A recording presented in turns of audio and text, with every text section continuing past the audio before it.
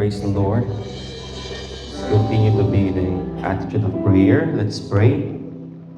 Almighty God, we thank you for your indwelling presence sa matag usa ka namo karong kabuntagon Ginoo.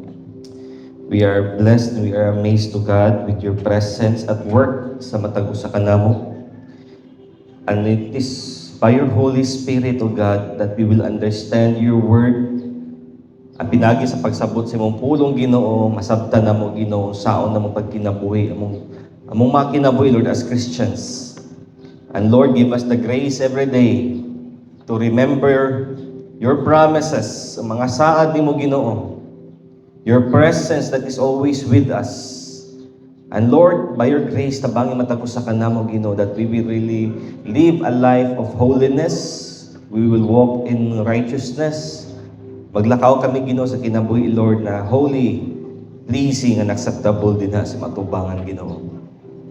Holy Spirit, have your way sa matagos sa kanamo as we continue to study your word, O God, today.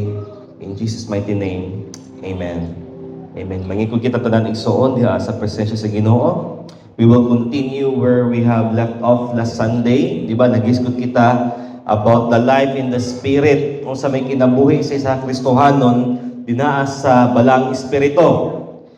Sometimes we misunderstand man gud igsoon about the doctrine of the Holy Spirit. Sometimes we think na the experience o kaya kanabitang the infilling of the Holy Spirit is a separate experience.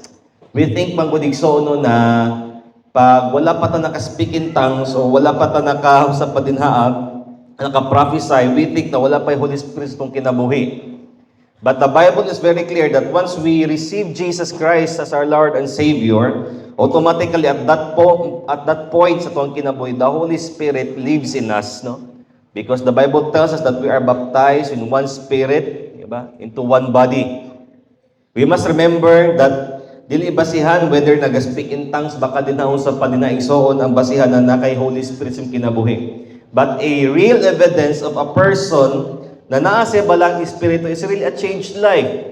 Remember that we are saved by grace through faith igsoon diha kang Hesukristo, and we are told that kaning atong pagganiluwas igsoon, kaning grasya na dawat ato sa Ginoo is not a license to sin.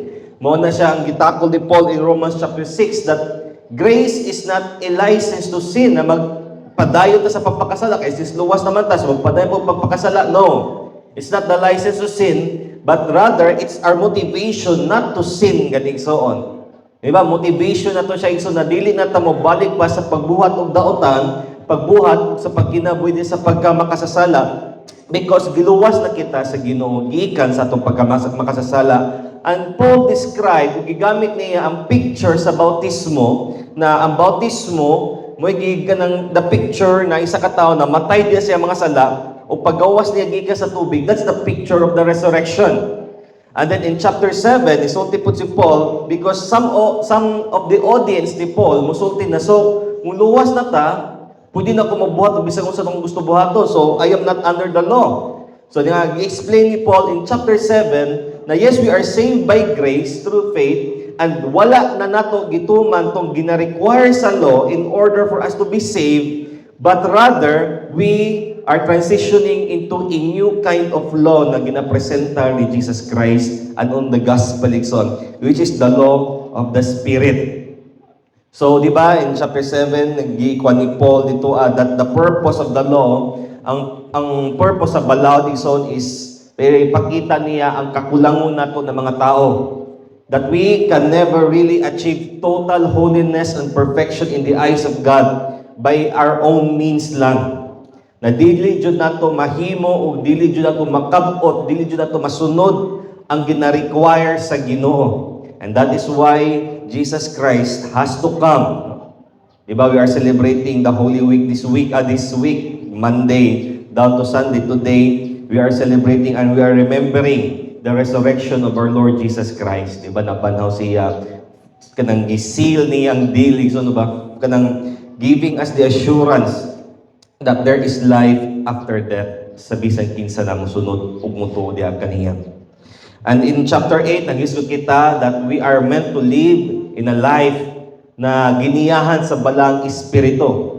So nag-open si Paul dito na wala na kita dinhaan nagsunod sa balaod, sa sala o sa kamatayon, because if we are going to be legalistic, ang kwan sa tuwa na igsoon is we will really just be disappointed because dili man jud ato matuman. So agi-present ni Paul karon no, ang bagong balaod nagi-present ni Jesus, which is the law of the Spirit, meaning we are meant to live magkinabuhi kita o magsunod o magtuman kita sa leading sa balang espiritu sa atong mga kinabuhi. Because, di ba, gisulti pa ni Pablo, there is kanang no more condemnation sa bisang kinsa na nadya kang Kristo.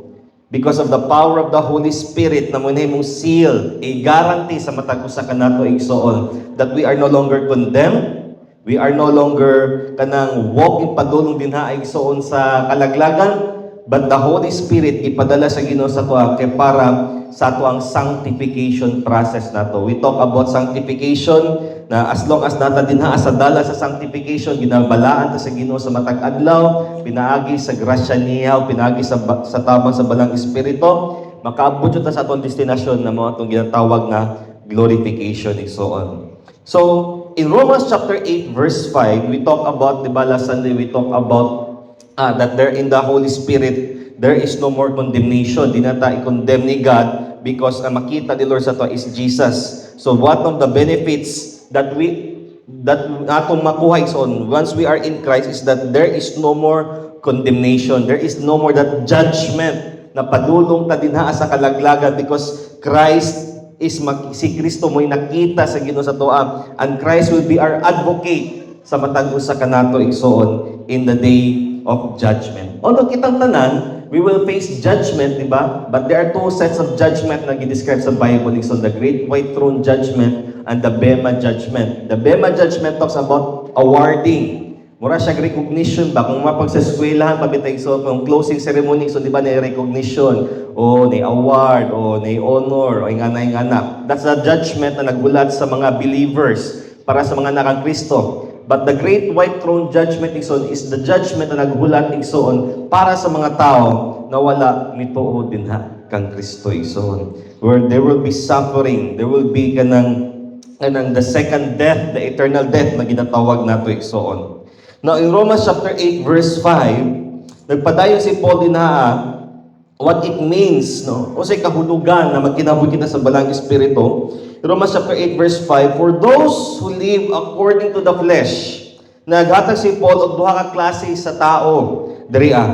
For those who live according to the flesh set their minds on the things of the flesh, but those who live according to the Spirit set their minds on the things on the Spirit. Now remember that as Christians, we are no longer meant, di na dapat igsoon magkinabuhi dinha sa unodnon natong pangibog, unodnon natong mga desires igsoon. So di na ba kung mukhaon kay unodnon man na. Syempre mukhaon basic man nato na igsoon na kuan nato sa mga sa atong lawas, mga necessities o mga needs atong lawas. But to live in the flesh is something na mura bitaw, it is something that it's not spiritual. To live in the flesh is on something na murag ang imuhang lawas lang ang imuhang ginagratify. Na dili ka conscious about the working, na dili ka conscious igsoon na naay Ginoo na concern sa imuha. Na dili ka conscious how to please God. Because one of the purpose ngano ng espiritu sa ato igsoon, ngano ang balang espiritu na dinhaa sa mga believers is so that ang mga believers, they will live a life, makakinabuhi sila sa kinabuhi na makahimaya sa Ginoo. The word set their minds, igsoon, actually is one word lang sa original na Greek. It's the word phroneo, meaning mindset or motivation. Siguro, sige kadungog ani ba sa social media, mindset. Usay motivation nimo, dapat na kay millionaire mindset. So, ang mindset sa ka-millionaire mindset, dapat ka ng, ang ginathink niya perminti ka ng millions, inga na. So, unsay mindset nimo, winner o mindset ba? So, ang mindset sa ka-winner, dapat mo top ko, dapat mo daog ko, bisag unsay mabot, dapat ka ng, I should be on top, I should be, because mo na yung mindset na to. When you say mindset, unsay setting sa imong mind. Di unsay mo pag-calibrate imong mind igsoon. That's what Paul meant here. na katong mga tao, na-calibrated ang ilang unahuna, naka-focus ilang unahuna, motivated ilang unahuna para sa pag-gratify sa ilang flesh. And there are also those people, na po itong mga tao na nagkinabuhi sa ilang isa, balang espiritu, ang ilang mind, ang ilang kasing-kasing, ang mindset nila, ang focus nila, ang motivation nila is how can I live in the Holy Spirit? How can I live kung saan ako paglakaw, nakauban ng Ginoo? Kung saan ako paglakaw, nakauban ang Balang Espiritu? Kung ang isa ka tao, determinado ang isa ka tao na magbuhat ng isa ka butang, o kaya gusto niya kumano jud niya ang gusto niya, gusto siya na siya buhaton. So naadyo tay mindset na ginatawag. Kung ang isa ka tao na siya fixed mindset exon, mo ni mag-determine kung unsay buhaton niya. If you have a mindset, it will determine how you will act. If na kay mindset na millionaire mindset ba o winner mindset, so ang imong ginabuhat permanente, ang motivation nimo is dapat maningkamot jud ko. Dapat kanang maningkam ko, manarbaho ko, magtigom ko. It's your motivation. Maka-impluwensya na sa imuha. Kung unsay mindset nimo igsuon, maka-impluwensya po na siya sa mga tao ng palibot nimo. So if nakagitawag na to, may magamit ng example, no? Kung naka-millionaire mindset, so you associate your people na mga milyonaryo po, so you can learn their wisdom. So makakatun ka sa ilaha. Pero ang mindset po na to igsuon, narata di basta ako malingo-lingaw ra, ako sa kanang kahilaya, ako sa kanang chill-chill ra. So ang ato po mga kauban ay igsuon, ang mga tao nagpalibot nato igsuon, kanang mga chill-chill ra po. Mga tao ra po igsuon nara sa pagpatuyang sa ilang bisyo. Kung ang mindset nato igsuon no, is we want to glorify God. Kung atong mindset, kung atong gusto nato igsuon no, na mahimaya, malipi ang Ginoo sa atong kinabuhi, then we surround ourselves, palibutan nato atong kaugalingon igsuon og mga tao na puno pod sa Balang Espiritu igsuon. Di ba? Because kung unsay mindset nato, kung unsay fruneo nato, kung asa nato ginabutang atong unahunay igsoon, it will also attract the people na like-minded sa atong kinabuhi. And also kung unsay mindset nato, it will shape kung unsay gina-value nato. O kung unsay mindset nato iso na mo dominar sa atong private o public life nato iso kung unsay mindset nato. So if our mindset is naara din sa ato ang kaugalingon lang, sa ato lang panglawas nun lang, sa ato lang gusto lang, then it will not glorify God. Sumala sa gisulti pa ni Paul later on. But if our mindset is, how can I please God? How can, unsaon ako paglakaw o pagkinabuhi na makahimaya sa Ginoo? So it will really motivate our life. Di man na siya isod pag mata isa kadlaw gusto na ko maingani nga no. It's a process. It's a step by step process, but it starts with a mindset igsoon. Now there is a table na chart na so makita niyo sa PowerPoint. The sinful mindset o the spirit-filled mindset. Ang tao na ang iyang mindset is narada sa kalingawan, nara din na sa iyang lawas, nara sa iyang kaugalingon, nara sa pagbuhat og dautan, nara sa paghimog sala, it will lead to death. Maghatod na siya sa kamatayon. Pwede na siya physical death. Patuyang ka sa lawas, grabing bisyo nimo, grabe nimong abuso sa imong lawas. Magkasakit ka, it will lead to death. O kaya tungod sa imuhang mga shady na mga questionable na mga transaction din makapikil ka mga tao na grabe pud kayo mga connection, basing uban kadungtan nagipapatay, gipasalvage. O kaya much worse no, it will lead to the death na eternally malayo na jud ka sa Ginoo. It will lead to hell. Ang kinahuna-huna, ang mindset, ang motivation sa isa katao na makasasala igsoon, it is hostile towards God. When you say hostile, kontra jud siya permente sa plano sa Ginoo sa kinabuhi. Kontra niya permi. ang Ginoo. Mo na makita nato sa mga atheists igsoon. Sa mga tao na iladyong ikanabitaw nga wala sa mutuo sa di sila mutuo sa Ginoo, they reject and they deny the existence of God. Pag makadungog sila og topic about God, mubukal jud ang dugo and they will try their best to disprove God. Di ba mo na yung motivation sa mga tao na kanabitang kada sa US karon so grabe kayo ang movement kanang sa mga kanang natay ginatawag na iso na progressive dahil na because deconstructing their faith o progressive na kuan na mga movement na ginatwist nila ang Bible. Ginatwist nila dili man na literal ang Bible, na uban naman naman na posible no, so lahi-lahi sila og kanang interpretation na counter kontra siya sa revealed truth ni God. And there's even movements in the US sa US karon igsoon na kung asa there is a LGBTQ+ sa pagina igsoon na friendly na Bible na kung asa gitanggal nilang Leviticus chapter 18 which talks about homosexuality, pero wala nakita na in Leviticus chapter 18 diha gisulti ang sala about rape, about incest, about premarital sex, about any sexual sins igsoon. So kung imong i-omit ang chapter 18 because kung ano na to kanang Mosaic law lang ito, gi-omit nila. So meaning gi-omit pud nimo ang gi-prove na sala ng any sexual immoralities to cater to their desires, to cater to their own theology.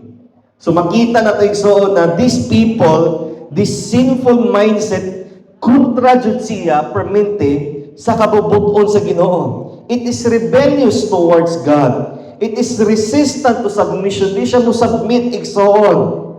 And the actions does not please God. Ang yang binuhatan igsoon, para sa iya okay siya, but in the eyes of God, it will never please God. Kaya para siya, as long as I'm okay, pero ato ba nga sa Ginoo, it's not okay.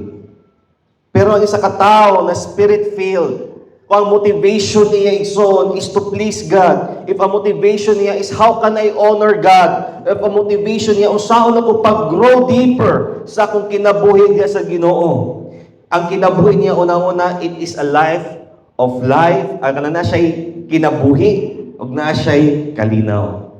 When you say life, igsoon meaning, kanang fruitful yan kinabuhi. Dili siya literally fruitful igsoon na kanang mudato dayon siya usa pa dapat makita nimo igsoon that everything na ginabuhat niya, ginapaningkamutan niya is kanang bitaw na adyoy bunga. Ing ana, mayo ang bunga sa relasyon sa pamilya. Mayo ang bunga sa relasyon niya sa bana or sa asawa sa anak. There is life. Kaya di ba, if anything that has no life, wala dyan ay bunga. Ang kahoy na patay, di man dyan na mukwag dahon o dili mamunga igsoon. But ang indication na siya kinabuhi pa igsoon is, di ba, muna dyan ay dahon, it has something to show. Huwag na po na siya kalinaw igsoon. Ang kinabuhi na led by the Holy Spirit will always have peace igsoon. Despite natin mga struggles, despite natin mga doubts, despite natin mga ginakuan pa nato sa tong kinabuhi igsoon, gina-struggle, gina-deal. But we can be at peace with God. We have that assurance of the peace of God living in us igsoon. Another instance natay friendship with God, makaduol ka na sa Ginoo. God will communicate to you through His Word, and ikaw po igsoon through prayer, you can also communicate with God.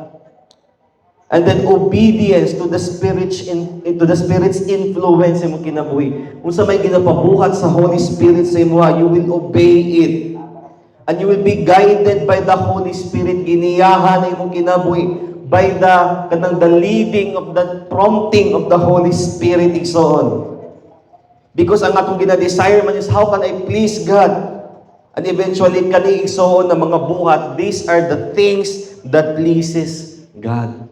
Kung ang motivation nato igsoon is to live in the Holy Spirit, kung atong motivation nato is how can I please God? Rather than pleasing myself. Kung saan ako paghimaya, kung sa may angin akong buhat, kung sa may mabuhat na ko karon na malipay ang Ginoo, kung sa may mabuhat na ako na mahimaya ang Ginoo sa akong kinabuhi. That should be the motivation sa isa ka Kristohanon. As a Christian, igsoon, as we are waiting, igsoon, sa pagbalik ni Kristo, to motivation na to dapat, kung saon na ako, pag kinabuhi na malipay ang Ginoo sa akong kinabuhi, samtang nagpaabot ko ni Kristo. That should be our motivation. Romans chapter 8, verse 6 to 8, igsoon, Paul added, nag-add pa si Paul, to set the mind on the flesh is death. Kung ang motivation nato igsoon is lawas nun lang, ang katapusan doon na is kamatayon. But to set the mind on the Spirit is life and peace. For the mind that is set on the flesh is hostile towards God. Because God is spiritual. Then dapat we need also to be spiritual beings, not fleshly beings. Siguro nakadungog tayo igsoon na musulti na bisag bahalag bugoy ko, bisag ingani ko, natapag ka tao, pero naman ko'y kahadlok sa Ginoo. Dili siya na applicable sa Ginoo, igsoon.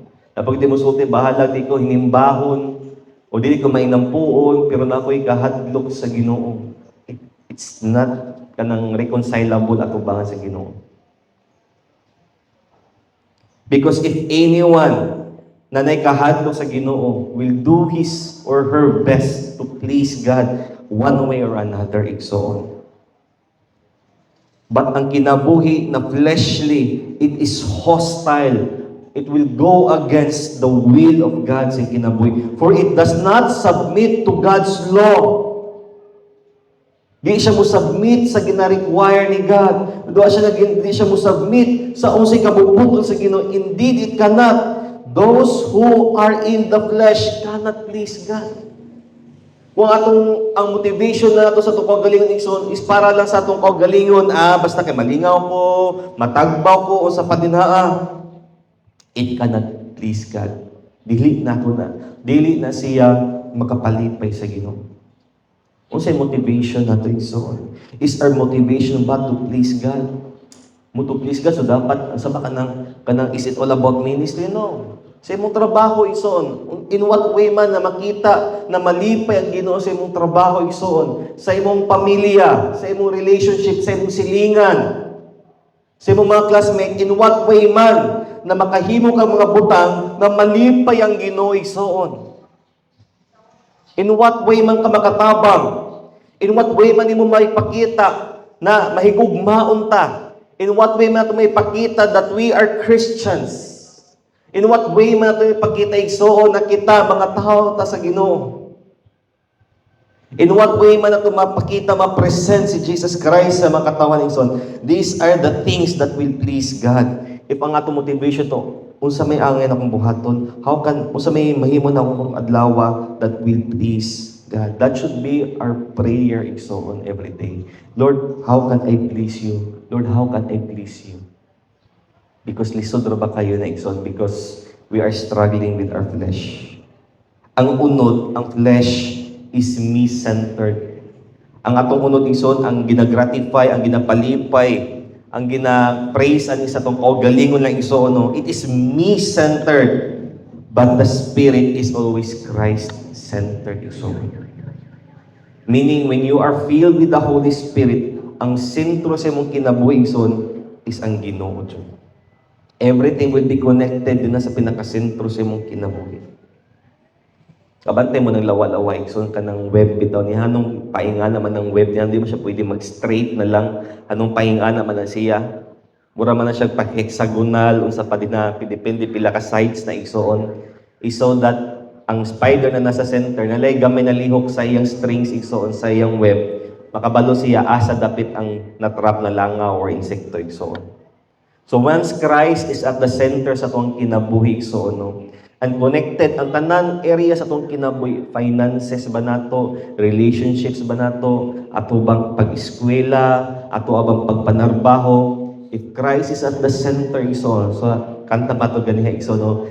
Jesus being the center of it all igsoon. Everything is connected. If na problema dito igsoon sa isa ka area, Christ can connect there. If na yung problema din na naka-struggle na area, finances na mo, Christ can enter there. Kasi siya man ang nasa sentro igsoon. Sometimes naman ito mindset na priority ni mong Ginoo, di ba? Stack, na number one, first place ang Ginoo. I think di na siya mo apply karon kay napay tendency igsoon na mapulihan siya sa taas. But when Christ is at the center, igsoon, nga pinaka-core sa mong kinabuhi, everything that is connected diha sa iya igsoon will follow lang jud igsoon.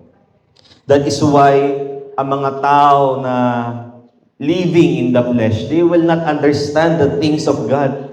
Di sa makasabot sa mga prinsipyo sa Biblia, igsoon, because for them that is foolishness. Para sulti ni Pablo igsoon 1 Corinthians 2:14, nagsulti si Pablo din but people who are unspiritual, meaning mga tao na dili born again, mga tao na walay Ginoo silang kinabuhi, can't receive these truths from God's Spirit. Di sila makasabot igsoon because these things comes from God. They cannot understand spiritual truths. Para sila, it all sounds foolish to them. And they can't understand it. Di sila makasabot sa mga spiritual na mga butang. That is why yung ibang mga tao, na mukhang sila na, muhatag man ka. 10% pa man ka, tithes man ka, muhatag pa man kag-offering. Simbahan na mo dato, they cannot understand those things because those are spiritual truths. Tumusulti na pasayloan na siya, to ask for forgiveness, makig-reconcile ka siya, para sila, grabe ang gibuhat sa ako, pasaylo na ako, dili ko pasaylo siya. For them, they will not understand these things because these things are spiritual. To repent, musulti na mali dyan na, dapat mag-repent ka. For them, that is something na foolishness. To say sorry, to repent, para sa ilahay, is something na foolishness. Gusto na, binuang na pagkaborn na binuang. Para sila, dagang ibawat, binuang na sila. But for the person, sa isa ka tao na makadungog siya sa mayong balita about ni Ginoong Jesucristo, igsoon, ang Ginoo may mag-abli sa kasing-kasing. And the Holy Spirit moves in them. The Bible tells us na ang Holy Spirit, di ba, may muabli sa kasing-kasing sa katao para mo receive sa puno sa Ginoo. Dili may kita mo padawat sa tao. So, it's not us who will tell the people, dawata si Kristo, dawata si Kristo. It's God who will tell them, who will move them, igsoon. And maghinulso sila, o dawaton nga si Kristo silang kinabuhi as ilahang Ginoo, o manluluwas, change will follow. And Ezekiel 36:25-27, nagsulti pa din na, this is what will happen sa isa ka tao na ablihan iyang kasing-kasing igsoon sa balang espiritu o ang Ginoo mamuot sa kinabuhi. Maborn na isa ka tao. This will happen. Then I will sprinkle clean water on you. It's not about baptism, it's not about baptism ang gisulti, but it talks about it's more of a ceremonial washing nila na picture, igsoon. The picture is like murag gihugasan sa Ginoo ang iyahang sala, igsoon, ang kasing-kasing niya. And you will be clean. Your filth will be washed away. Ang imong kahugaw, ang pagatanggalon, pagapapaon, pagahugasan. And you will no longer worship idols. Sa tuwang kinabuhi, igsoon, o sa may mga idols na gina-worship nato, igsoon. And that's a struggle para sa tuwang tanan, igsoon. Every day we are at war with idols sa tuwang kinabuhi. Wala man sila tayo ginasimba na idol, revolters, at wala, igsoon. But sa mga butang sa tuwang kinabuhi, igsoon, na pwede may mong kompetensya sa Ginoo. Idols. And sometimes our problems can be our idols. Sometimes our struggles, sa itong mga struggle natin sa kinabuhigson, may mahimong idolo na to. Kaya sige ratag unahuna sa ilaha, sige ratag problema sa ilaha igsoon. Ang sa gisulti pa ni Lord, and I will give you a new heart. Tingnan kinuhatan ka bagong kasing-kasing. Dati itong kasing-kasing nagahi, na kontra dyan sa Ginoo igsoon, pag-aalis na niya, I will give you a new heart, and I will put a new spirit in you. I will take out your stony, stubborn heart and give you a tender, responsive heart. Meaning, buhi ba? kinabuhi. Responsive siya. Kita na mo kanang heart igsoon na gi-transplant, nakita mo video na igsoon. Lindot kayo na pag grabe ng opera na sa mga doktor na-attach na ang heart, ang gikinahanglan jud sa doktor is gamay lang na pitik, gamay lang na pitik. Ang once mo respond ang heart, pamubit na din ang heart igsoon, meaning successful ang heart transplant. Sometimes God only needs a small pitik sa tuwang kinabuhi para ma-revive ang atoang sa patay na kasing-kasing igsoon. Nindot kay igsoon, no?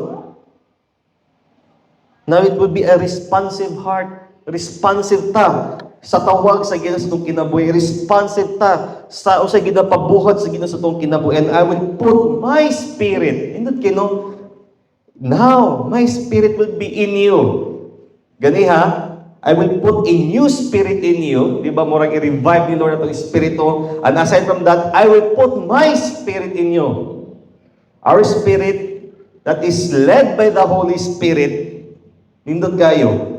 And I will put my spirit in you so that you will follow my decrees and be careful to obey my regulations.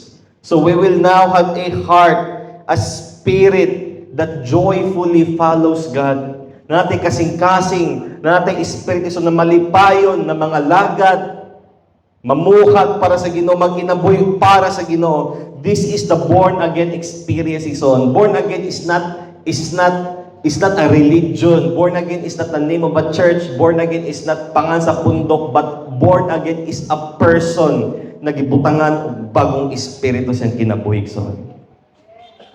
Kung sila nakapaborn again sa ta, it's the Holy Spirit, igsoon. Because we are born of the Spirit, igsoon.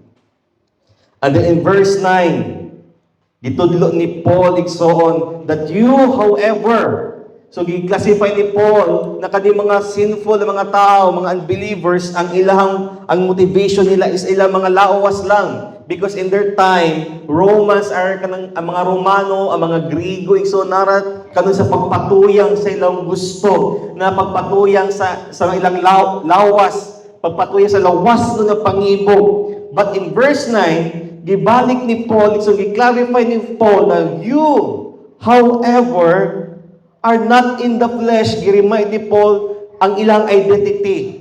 Na since you are a born-again person, you are no longer in the flesh, but in the Spirit. If in fact the Holy Spirit, the Spirit of God dwells in you. Anyone who does not have the Spirit of Christ does not belong to Him. Diba? Sometimes mag-worry ta, diba? Sa ito pag-Pentecostal kayo, so mag-worry ta. Wala ko, basing wala na sa akong balang espiritu, wala basing nihawa na sa akong balang espiritu. Mahadlok na mahimot ang ikabot, bitaw. Kabalo ng name na ikabot, the Spirit or the glory of God has departed.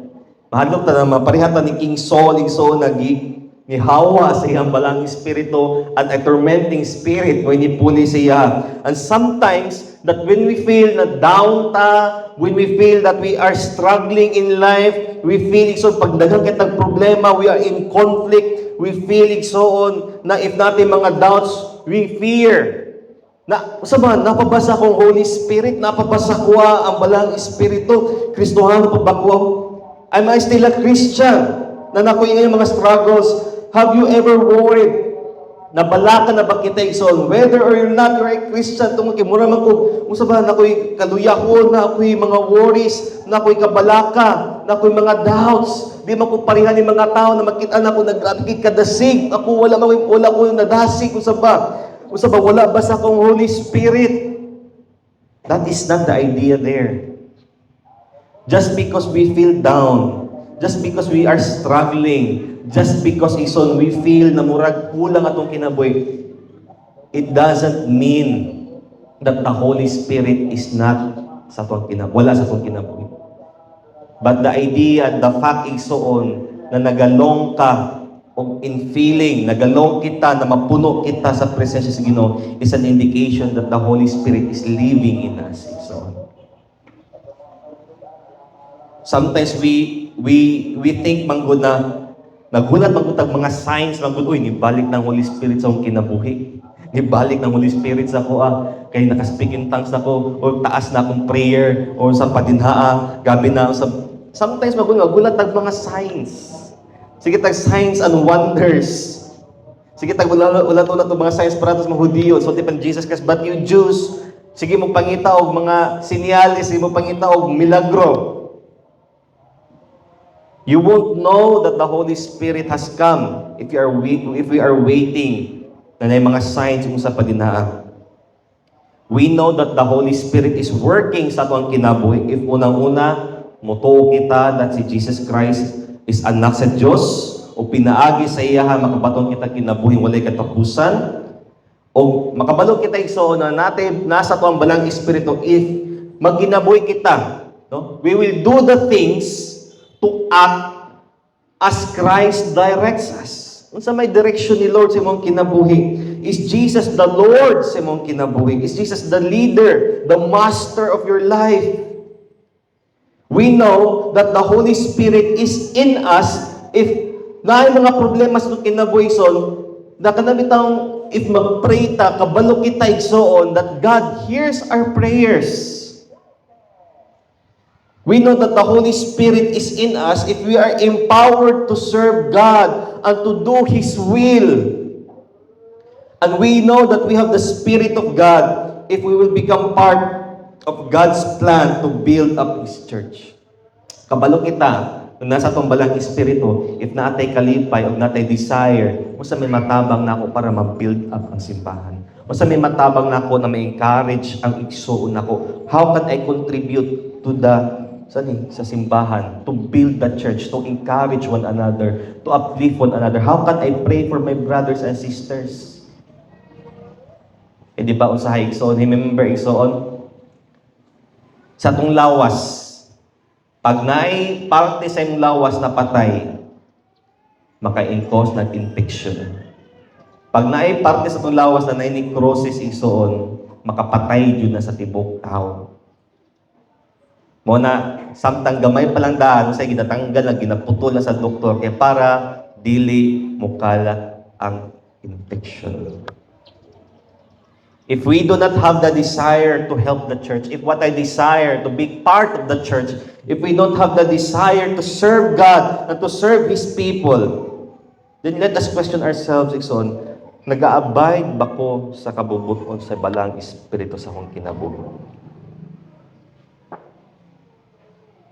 Sulti pa itong isa ka judge, Ikson, na kanang itong membro sa pamilya. Pag membro sa pamilya mo, serve yun na.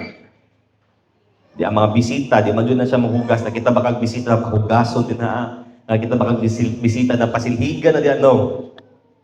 But those parts sa pamilya, sila yun ang serve sa mga bisita. So, and that's the beauty of being in a church. So, no? If not a desire to serve. Atong una, atong mga lawas, kontrolado siya sa mga sinful na mga desires nato.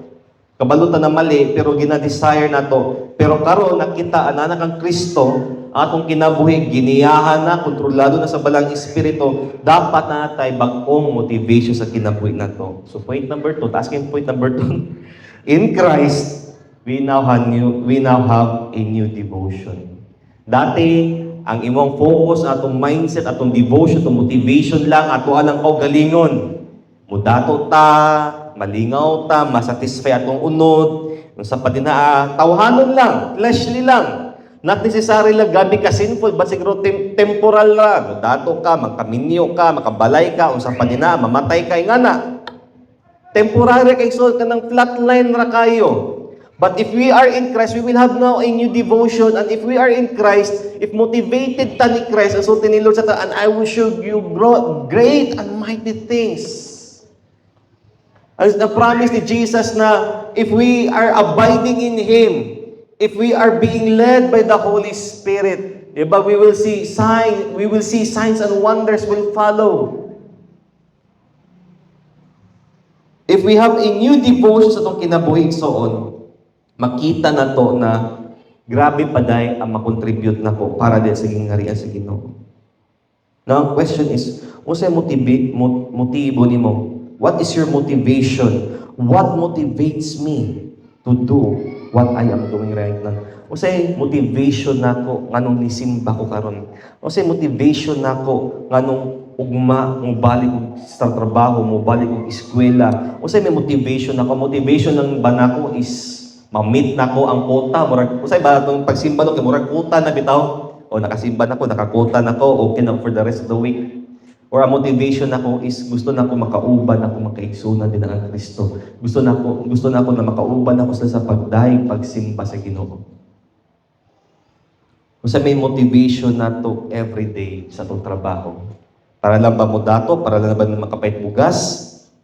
Kasi motivation nato igsuon na maminyo ta. Kaya para lang ba na di ta murag mabiyaan sa panahon? Or tungod kay gusto nato na i-pursue na kingdom assignment o kailangan nato kauban para ma-pursue nato na mas mapalapad pa nato ang ministry. O sa motivation nato sa pagbuhat sa matag adlaw natong mga activities. Our new motivation should always be, how can I please God? Kung saan ako paghimaya ang Ginoo, kung saan ako pagpalipay ang Ginoo sa akong kinabuhi. Now we'll jump to verse 14 to 15. So on because kulang tag panahon, oras. In Romans chapter 8, verse 14 to 16, so si Paul diria, for all who are led by the Spirit of God are sons of God. So, ang tanan nagigiyahan sa balang espiritu, ang tanan nga control, giniyahan, motivated by the Holy Spirit, mao ang mga anak sa Ginoo. For you did not receive the spirit of slavery. Wala na ito nadawat ang espiritu sa pagkaulipon na mubalik pa dinaa sa kahadlok, but you have received the spirit of adoption as sons, by whom we cry, Abba, Father. The Spirit Himself bears witness with our spirit that we are God's children. Paul now shows us the identity. Ginapakita na karon ni Paul unsay identity sa mga tao na giniyahan sa balang espiritu, nagipuy-an sa balang espiritu. Paul calls them the children of God. Kitang tanan, no? Kita, mga katawhan sa Ginoo, we are called children of God. Anak sa Diyos. What does it mean to be God's children is to have an intimate, unhindered relationship with God. Kung anak ka sa Ginoo, dapat close ta sa atong amahan sa langit itso.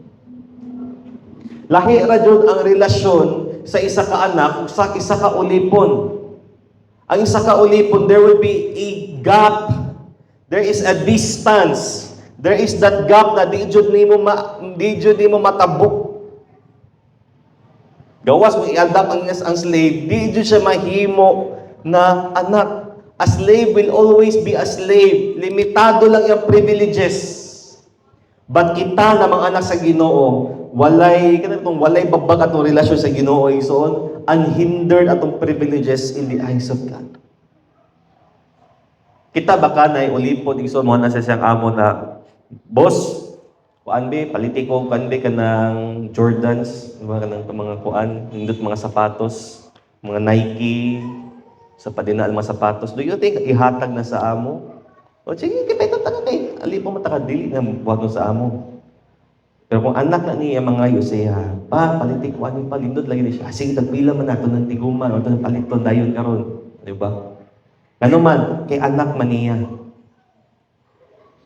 But a slave is always at fear sa iyang amo. Ang ulipon, ang trabahante, sa iyang una-una, permente, dili ta na kumaputbol sa kong gitrabahuan. Masay makasayop siya, basing tanggal ko sa trabaho ani. Nalay-mali ba, basing tanggal ko sa trabaho, masipa ko sa trabaho ani. Pag makakwanto na pangit ang ekonomiya sa Pilipinas, mabala ka ng mga empleyado kay basing may lay off, makadungsa, oy lay off daw. Mabala ka ng mga trabahante kay basing pangtanggalon. They are living in fear. Dili sila secured silang kinabuhig soon. Just like sa isa ka ulipon, no? If we are slaves of the law, we are too legalistic ison. We fear na basing maputbol ta tubangan sa Ginoo ison. But as sons and daughters, as children of God, kampante tanan, bisag unsa mahitabo, anak jud ta sa Ginoo igsoon. Diba di jud madinay si Judah igsoon bisag asa siya mo abot sa kinabuhi, di jud na mo malimon anak jud na mo na sa duha ni Dave. Bisag unsa pa diya, di jud malimon na anak jud na siya. Kita na di ba sa mga drama na bisang anak, di ba even the prodigal son na yang gibuhat igsoon no grabe kayo ka disrespectful sa iyang parents. Pero wala din naputol yung pagkaanak. Pagbalik biya gihapon niya sa iyahang amahan, ang tawag sa anak niya, son biya gihapon. You see, the beauty sa isa ka relasyon na amahan ug anak igsoon. We now see God as our Heavenly Father. In the past, samtang makasasala pa kita, maulaw jud ta, magpalayo jud ta, we are slaves, we are fearful. Maulaw ta, mutawag sa Ginoo. Maulaw ta, muampo gani, pampuon ta bisag pagkaon igsoon, maulaw pa ta, ituktok pa ta. Pero once we are now Christians, once we are now born again Christians igsoon, no, pampuon ta, malipay ta igsoon because that's an opportunity para may pakita sa mga tao na natay strong na relasyon sa Ginoo igsoon. So the next time kung pampuon ka igsoon, ayaw ka ulaw. Yung pampuon ka, sige, ipakita sa ilahan ang relasyon nimo sa imong amahan sa langit, lindot. So, wala kang nagsulti na, oy, papa ni mo to. Ay, di mo na papa, oy, di mo na papa. Di mo na ko na siya, father. This intimacy, lindot kayo igsoon na ang mag-testify, ang magpamatuo that we are God's children is also the Holy Spirit. We now have the Holy Spirit na mo'y mag-identify, mo'y magsaksi sa tuwa that we are the children of God. Point number 3, in Christ, we have now a new identity. Now that our identity is called the children of God, sir, there is no more condemnation. We now have a new motivation sa tuwang kinabuhi. Ang balang espiritu igsoon na namuhat sa ato ang kinabuhi karon, may mamuhat sa atong espiritu will change our obedience to God from being a slave to being sons and daughters. The very idea igsoon, our very capacity, kung nagtinguha man ta, if naman tayo desire na mudukol sa Ginoo, isip isa ka amahan na to igsoon, is itself the evidence of the Holy Spirit's witness with our spirit that we are children of God. As Christians igsoon, yung mga times na we feel down, we feel dry, we feel na murag sa ba, magnata sa kamingawan igsoon, we feel as if lost ta. Let's all take time to pray for that season igsoon.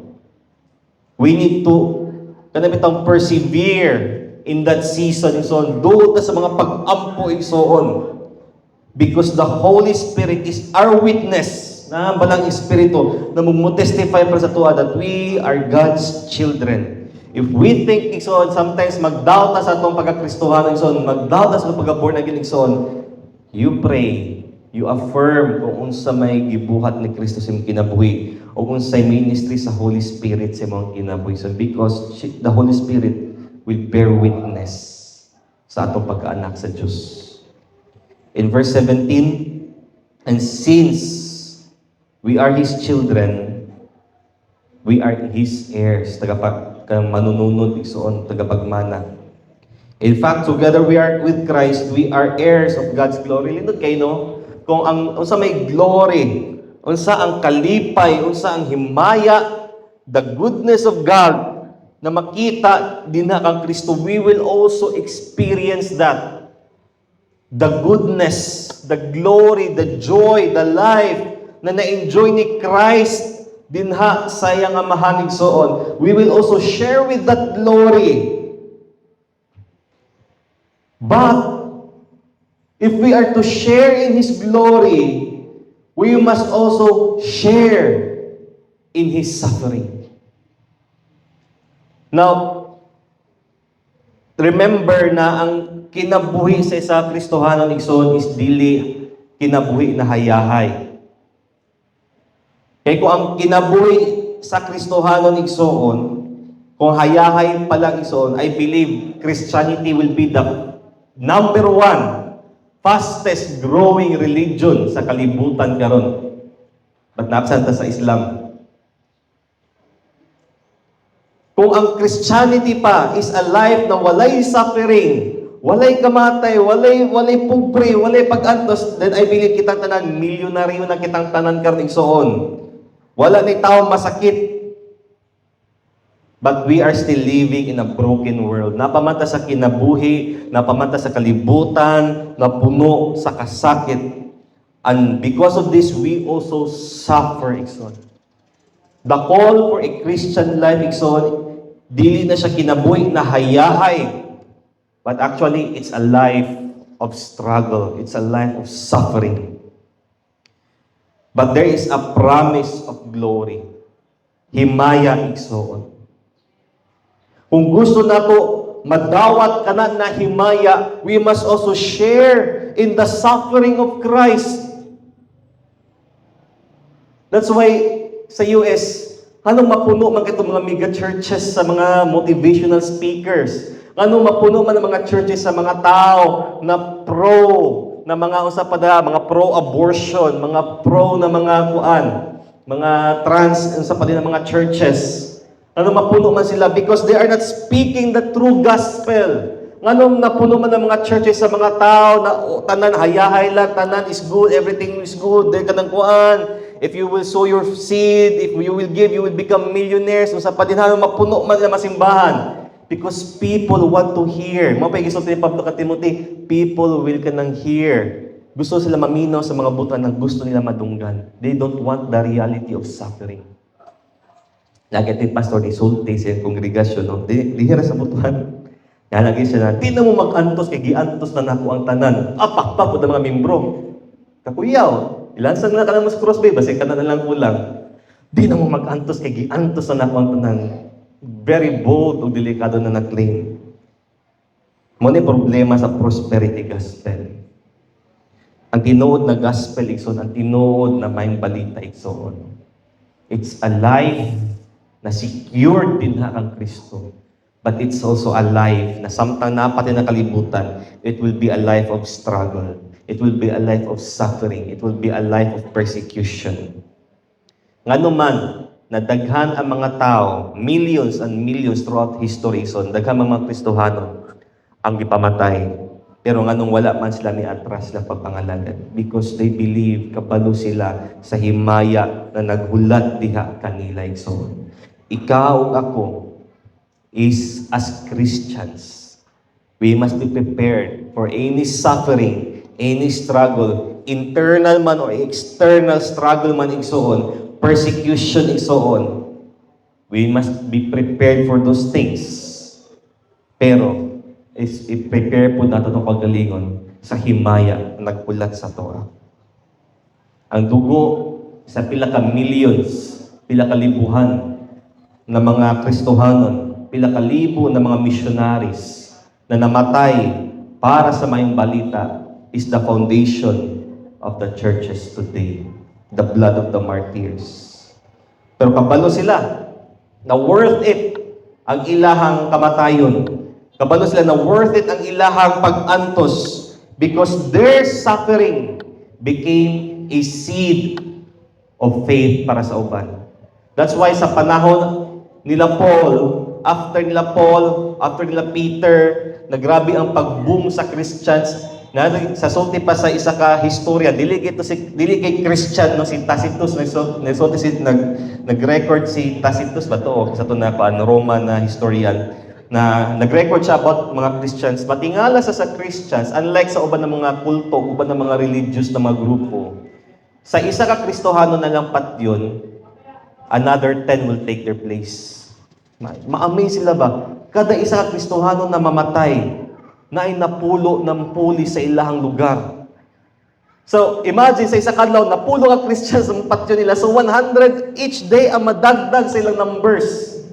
So that's the beauty, that's the miracle of faith, igsoon. Sa isa ka kinabuhi na nag-suffer, it became a seed of faith sa pila ka mga katawhan. That's why ang imong struggle, ang atong struggle, ang ato mga pag-ato sa kinabuhi, igsoon, no? Ayaw na itago. You share that with people who are going through sa mga kalisdanan. Because I tell you, maminaw dyan na sila. It will become a seed of faith sa ila. You share kung sa'y naagyan mo. I-share kung sa'y kanang kung sa'y gibuhat sa Ginoo sa kinabuhi. Mao na pinakalindot na evangelism. Imusulti tag may balita na malaglag. Di jud maminaw ang tao ana igsoon, di jud maminaw nga ang tao. But you share your life with them. Mao ni nagian ako dati kanang gagyan mo. Mao jud nahitabo. Mao jud nahitabo. Maminaw na sila because once you are in pain, ang isa ka tawo na desperado igsoon, no, mangita, maminaw jud na siya igsoon. Mangita na siya paglakong. Diha imo i-insert ang gospel, but salamat sa Ginoo na ko'y paglakong. Salamat sa Ginoo man gibuhat sa Ginoo sa buhat. Diba? You are witnessing, you are evangelizing, you are sharing your faith sa ibang tao.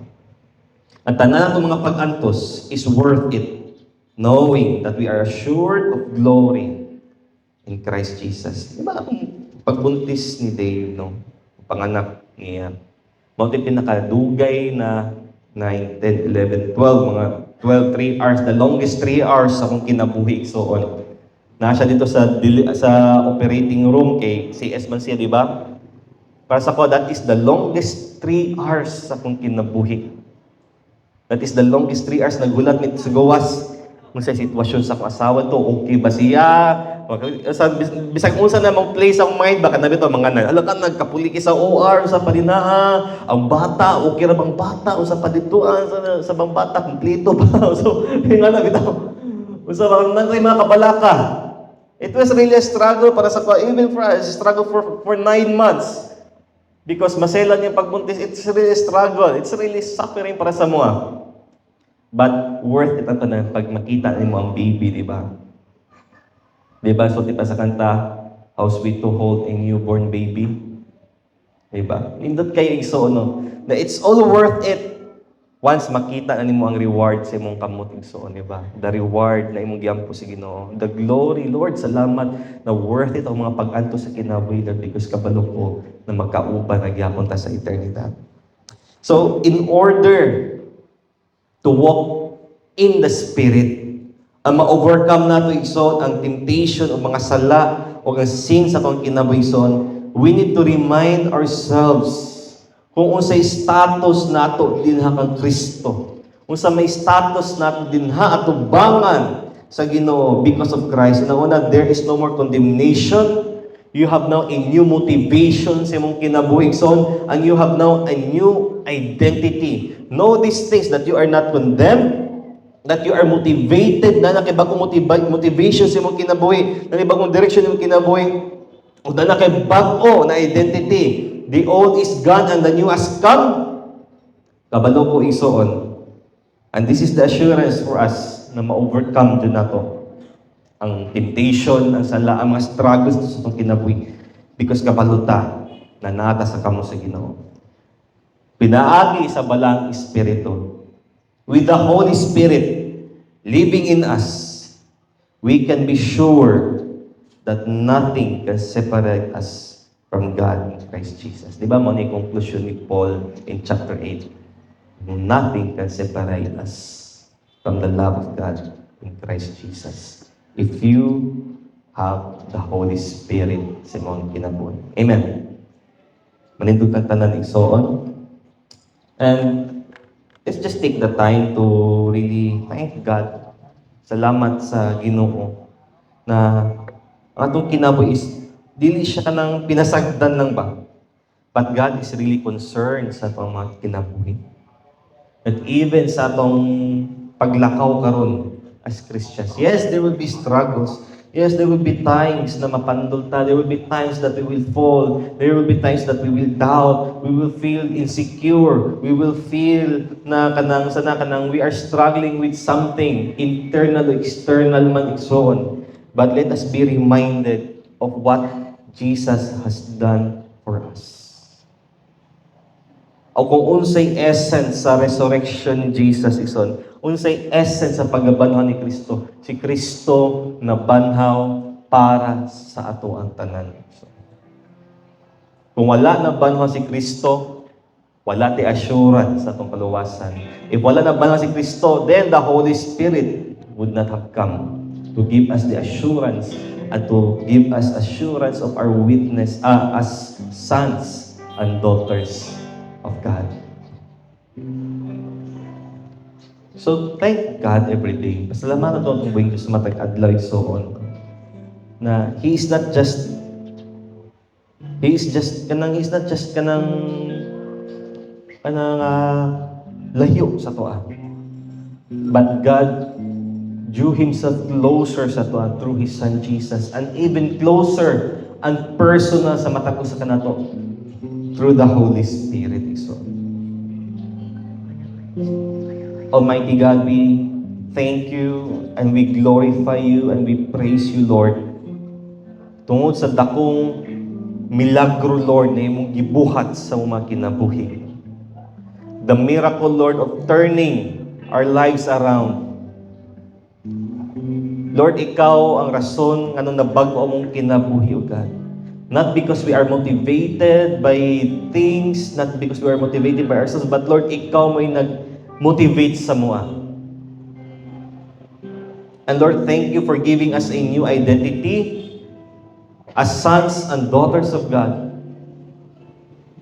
And Lord, salamat na pinaagis sa imuhang gahom sa mong kinabuhi. Holy Spirit, help us to endure sufferings, to endure struggles, and to overcome them. Pinaagis sa imong grasya so that we can witness, we can testify, we can share the good news of Jesus Christ sa uban, Ginoo. Lord, ang matagos sa kanamo na mamigi na agian, Lord, ng mga struggles karon. Ang matagos sa kanamo, Lord, we are going through some season of dryness, season of wilderness, season, oh God, sometimes we are doubting, sometimes, Lord, we feel insecure, sometimes we feel na, Lord, kulang pa mi, Ginoo. Sometimes we feel, oh God, that we are far, that we feel broken, but your word tells us that you are close to the broken-hearted, oh God. And through the Holy Spirit, we can be revived once again. Tabangi kami, Ginoo, to overcome kani mga obstacles, kani mga babag, kani mga struggles na mo, Lord, so that we can please You, we can honor You. And sa bisang unsa may ginabuhat na mo every day, we pray, O God, na motivation jud namo, Ginoo, is to glorify You, to honor You. Whether it be sa mong trabaho, sa mong pag-eskwela, sa mong pamilya, or even, Lord, sa ministry. We pray that our motivation is to glorify You, God. I-imprint na, Lord, sa mong kasing-kasing mo na hunaw na Ginoo na every day is an opportunity to glorify You, to worship You in everything that we do, God. And remind us time and time again, Ginoo, that we are Your sons and daughters. And among relationship the same, oh God, we can always come to You, talk to You, and we can hear from You every time because we are Your sons and daughters, Lord. We thank You, God. In Jesus' name, Amen. Amen. Ito pala patong po yung sigsoon.